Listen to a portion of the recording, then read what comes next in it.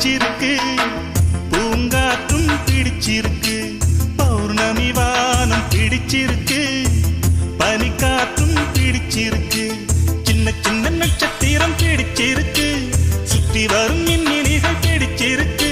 அடிக்கிளியே நீ சொல்லு